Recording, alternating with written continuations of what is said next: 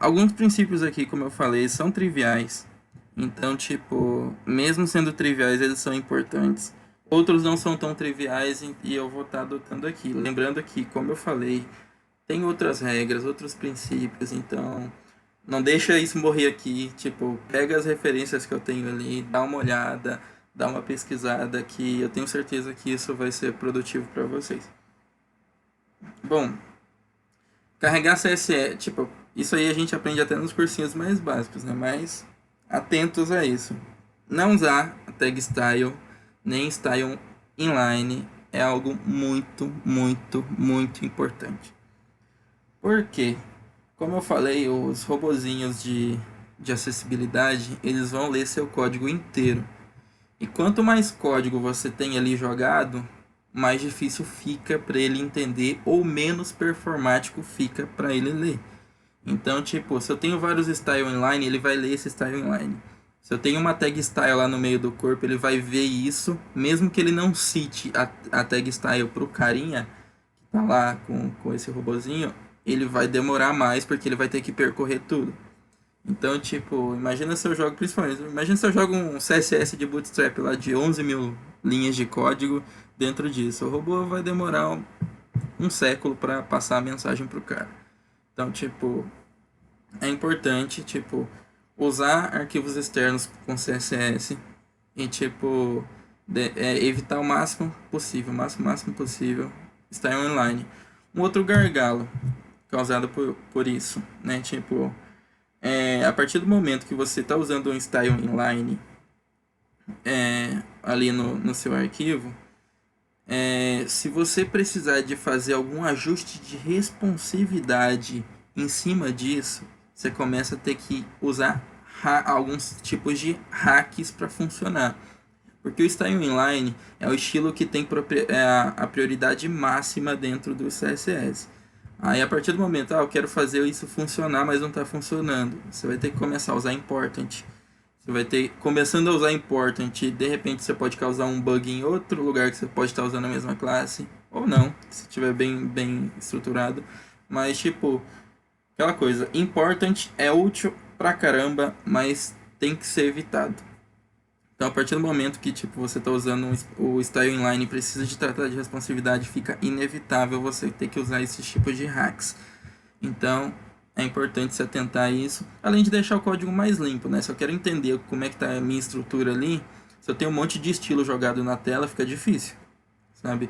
Acho que a gente teve exemplos assim, enquanto a gente estava aprendendo, principalmente React Native ali e tal, que às vezes a gente estava fazendo tudo meio que inline ali, e teve lugares que a gente não meio que se bagunçava, né? Um exemplo apenas.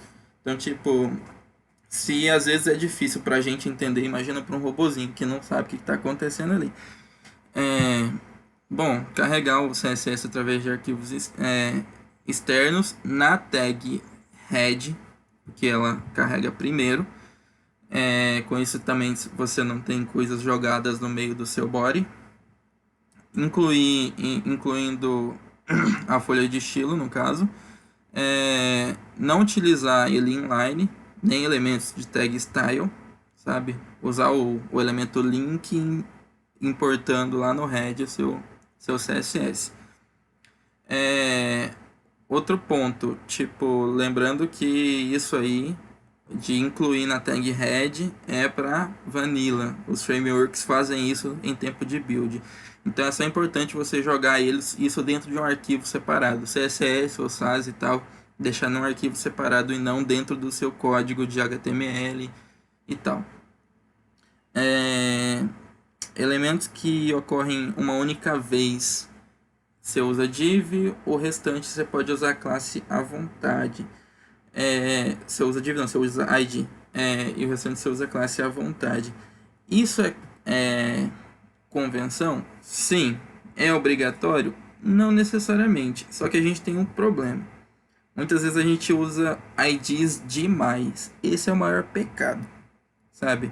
Então, tipo, se eu tenho um header, um sidebar, um footer, eu posso usar um ID header, um ID sidebar, um ID footer, por exemplo.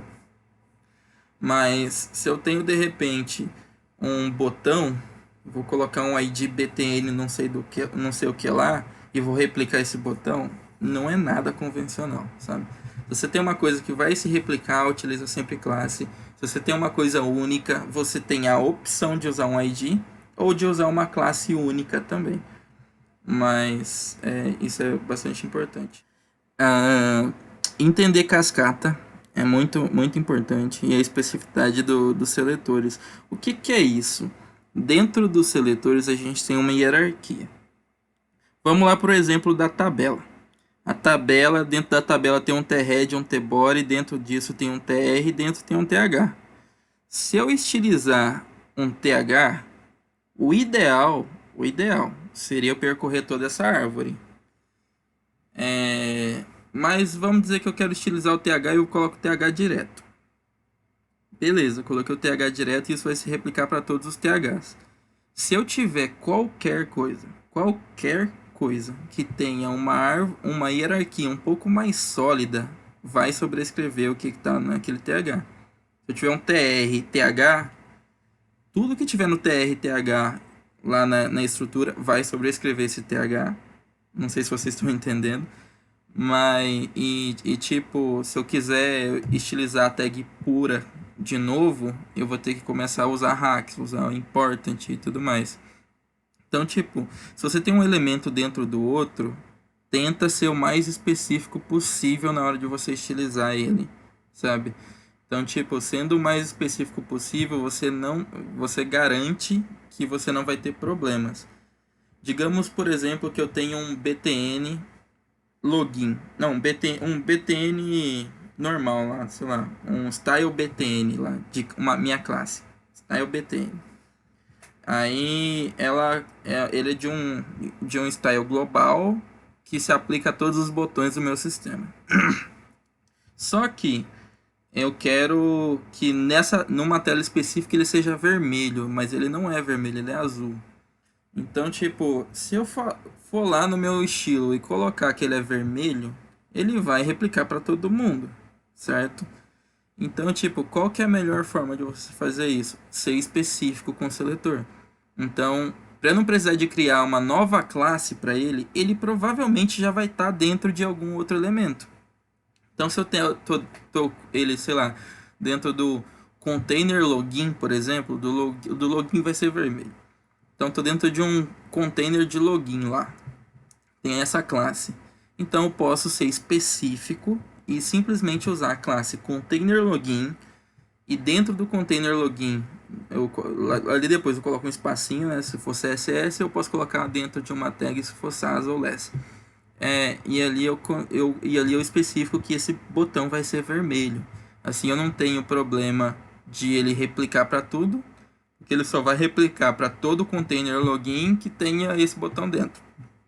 Então, tipo, é bastante bacana a gente entender como funciona o cascata ali, as especificidades dos seletores. Assim, a gente consegue fazer com que o CSS ele funcione da forma correta sem a gente ter que usar algum tipo de hack, algum tipo de coisas que podem causar depois alguns efeitos colaterais não desejáveis. Beleza? Agora, eu já dei a prévia disso, né? Famosa briga, né? Classe versus ID. Tem um textinho aqui, mas enfim. É bem o que já foi falado. Tipo, classe você pode usar em qualquer lugar, várias vezes. O ID, ele tem um comportamento diferente. O navegador, ele entende o primeiro ID. Então, tipo, se eu tenho um ID duplicado dentro de uma mesma tela, você tem um problema, entendeu? Principalmente se você tiver um formulário ali. Muito atento, que em formulários a gente usa muito ID para os elementos, então cuidado para não duplicar um ID. Senão você pode estar causando um bug ali que de repente você não vai nem achar depois. Então, tipo, muito atento a isso. ID apenas para elementos únicos, classe você usa à vontade. Então, tipo, muitas pessoas adotam, como eu adoto, o de usar só classe. uso ID para formulários e classe para estilo. Mas você pode usar o ID para estilo também, mas lembrando que é só para estilo, só para elemento único, beleza? Convenção de nomenclatura. Tipo, isso já vem de um padrão Clean Code, que é o que? Você expressar clareza sobre o que aquilo é, sabe? Isso vale tanto para funções, quanto para variáveis, quanto para nomenclatura de classes. E aí diz. Então, tipo, aqui no texto aqui eu tenho um exemplo. Se eu tenho o nome de uma classe Big Blue Text para uma nota especial em uma página, tipo, ela meio que fica sem sentido se eu tirar disso.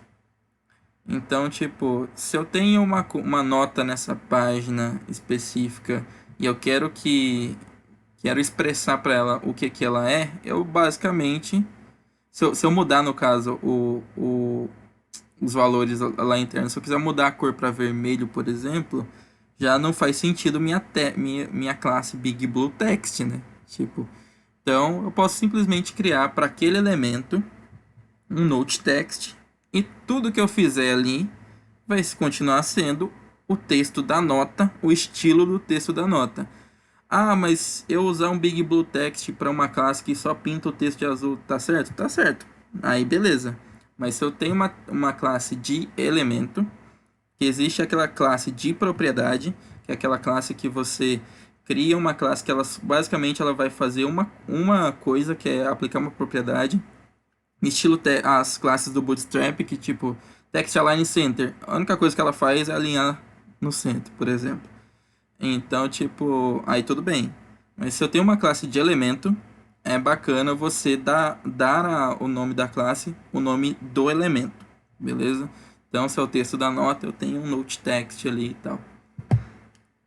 Belezinha? Qualquer dúvida me interrompa. Pixels versus Zens, ou até mesmo os Rens da vida. Bom, por que muitos lugares ainda tem a convenção de usar o en ou o ren? Porque ele tem um tamanho, o en, por exemplo, ele tem um tamanho baseado no tamanho de fonte e tal que está no elemento body. Se eu mudar o tamanho lá, eu mudo a referência para o meu en. E isso era muito aplicado porque o Internet Explorer mais antigo, do 6 para trás, eles não entendiam quando eu dava zoom na página, não entendiam quando eu aumentava o tamanho, porque, tipo, se eu usasse pixel, meio que bugava a tela. Não dava para fazer responsividade nem mesmo de um computador de uma resolução para outra. Então, o que foi feito? Vamos adotar o en. Só que os outros navegadores eles já tinham uma meio que responsividade, de certa forma,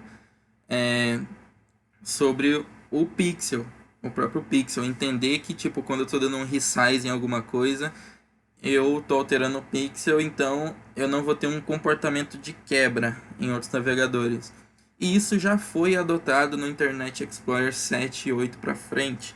Então, tipo, muitos lugares ainda usam en, mas hoje em dia você pode usar o pixel à vontade. Eu acho até melhor, porque ali você tem clareza do que você está adotando. Qual que é a vantagem do pixel? Se eu tenho ali uma fonte com 16 pixels, eu sei que essa fonte tem 16 pixels. Agora, se eu tenho uma fonte de um en, eu não garanto que minha fonte tem 16 pixels.